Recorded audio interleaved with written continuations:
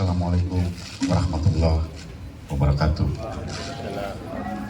Alhamdulillah wa syukrillah wala haula wala quwata illa billahil aliyil azim.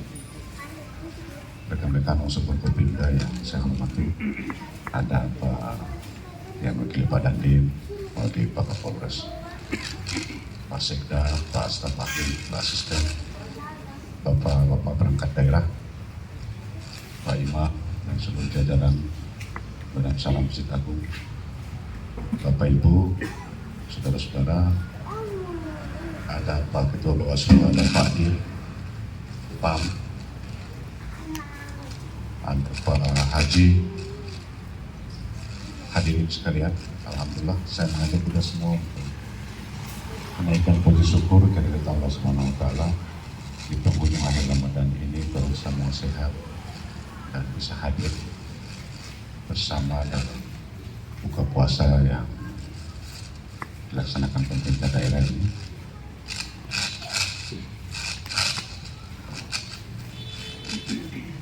Sekali lagi bersyukur karena orang semua bisa hadir dan insya Allah orang sehat terus bisa mengakhiri Ramadan ini sampai Idul Fitri dalam kondisi sehat, dan la'alla apapun yang menjadi harapan kita bisa raih secara bersama-sama. Hadirin, pelaksanaan buka puasa ini memang sudah beberapa waktu yang lalu direncanakan. Mungkin juga tertunda-tunda karena Kesra Pak Sekda mau menyesuaikan waktu. Akhirnya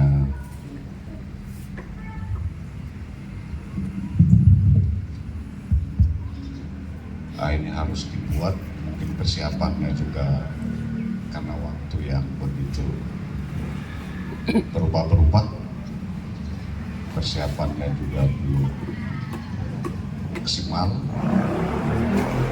Akhirnya yang kita lihat sekarang, alhamdulillah bisa ada yang sempat menyesuaikan, dan terima kasih banyak sudah hadir di acara buka puasa ini. Kita silaturahmi bersama. Sekali lagi di penghujung akhir Ramadan ini, kita mungkin beberapa waktu lagi ada yang selebaran di luar, ada yang mudik, ada yang keluar daerah. Inilah momentum di penghujung ini, orang sama-sama di akhir Ramadan ini. Insya Allah nikmat berkat Ramadan yang kita jalani, kita bisa dan bias Ramadan bagi saudara-saudara kita yang Nasrani juga bersamaan dengan Paskah, perayaan Paskah. Saya kira ini momentum yang sinergis untuk kita merajut kebersamaan, merajut silaturahmi. Walaupun sebetulnya di luar sana marak wacana yang berkembang bahwa Ramadan kali ini sepertinya Ramadan politik, karena momentum Ramadan ke depan sekarang lagi didapatkan.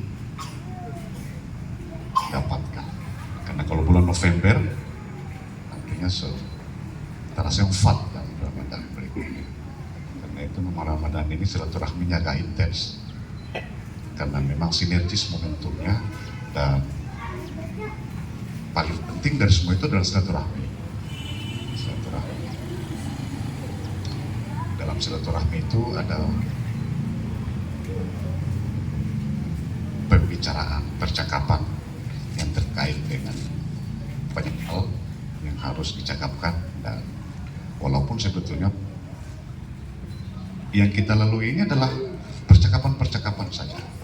Karena kalau percakapan itu dia bisa naik jadi komitmen, dia bisa naik jadi konsensus. Itu levelnya. Tapi saya kira itu butuh waktu yang panjang. Yang pasti adalah percakapan-percakapan. Karena itu ruang komunikasi yang bisa terbuka bagi kita semua. Kalau kita tidak komunikatif, akan benturan. Orang komunikasi saja masih benturan, apalagi sudah tidak komunikasi. Komunikasi saja masih juga berbagai prasangka yang bisa muncul dari berbagai komunikasi dan percakapan-percakapan yang kita lakukan, apalagi sama sekali tidak berkomunikasi, bersilaturahmi. Era ini, saudara-saudara, kita ada di era post-truth namanya. Kalau dalam kajian filsafat epistemologi itu namanya era post-truth. Era post-truth itu dominan emosi dari rasio. Segala sesuatu kita dekati dengan emosi. Relasi kita tidak bisa identifikasi apakah ini relasi kita relasi rasional atau relasi emosional. Itu susah sekali. Nah, kalau itu kita tidak bisa identifikasi, maka dia berpengaruh pada hubungan berkelanjutan. Ini relasi apa kita ini?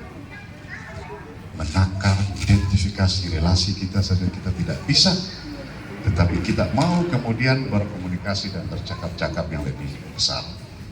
Nah, karena itu Bapak Ibu sekalian, hikmah Ramadan di penghujung ini, mari kita benahi, kita introspeksi agar insya Allah kita lewati bulan Ramadan ini kita sehat.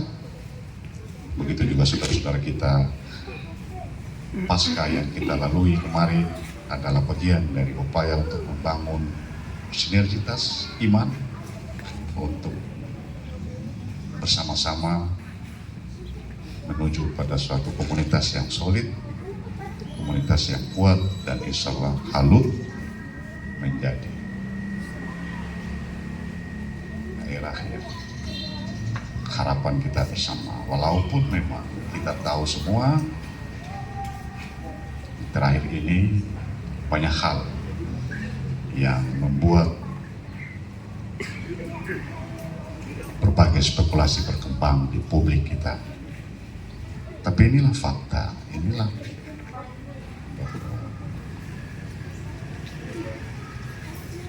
di daerah-daerah lain, di provinsi juga terjadi hal yang sama. Karena itu memang berat di tengah kesibukan semakin, di tengah ketuntutan semakin menguat, ketersediaan dan sebagainya semakin tidak berimbang. Kalau seperti itu kira-kira bagaimana? Di tengah tuntutan yang menguat, ketersediaan yang terbatas, kira-kira itu bagaimana? Dan tuntutan itu tuh ada di dalamnya situ semua.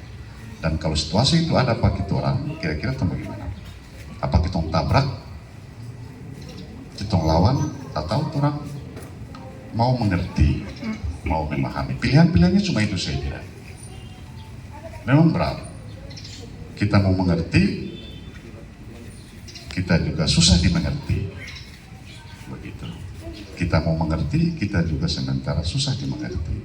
Akhirnya yang terjadi adalah pergesekan, pertikaian yang alhamdulillah masih dalam tataran kewajaran, sehingga tidak mengganggu stabilitas daerah yang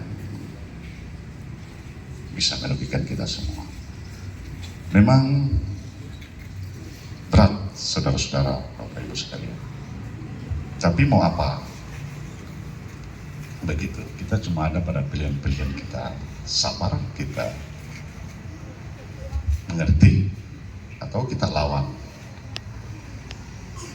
Kalau kita lawan, kita konflik. Siap tak dengan resiko-resiko konflik yang kita hadapi? Banyak orang mau berkonflik, tapi tidak mau menerima resikonya. Ini susah semua. Pilihan hidup ini memang kita harus pilih. Dan pilihan-pilihan itu semua beresiko. Jangan di sana oke, di sini oke.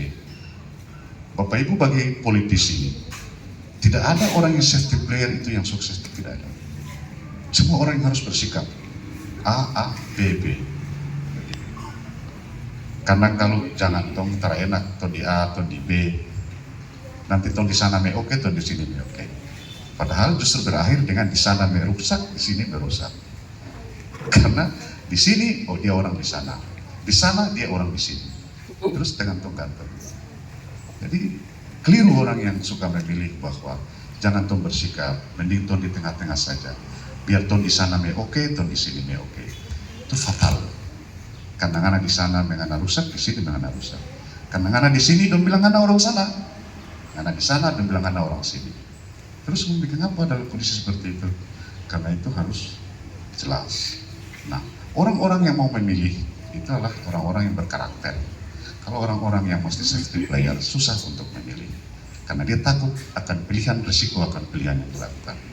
Nah, Bapak Ibu sekalian, Ramadan setidaknya mengajak kita untuk mengintrospeksi semua perilaku-perilaku sebelumnya, dan insya Allah kita mulai dari kesadaran pikiran kita untuk berubah, membenahi satu persatu secara perlahan-lahan. Saya kira ini yang bisa kami sampaikan.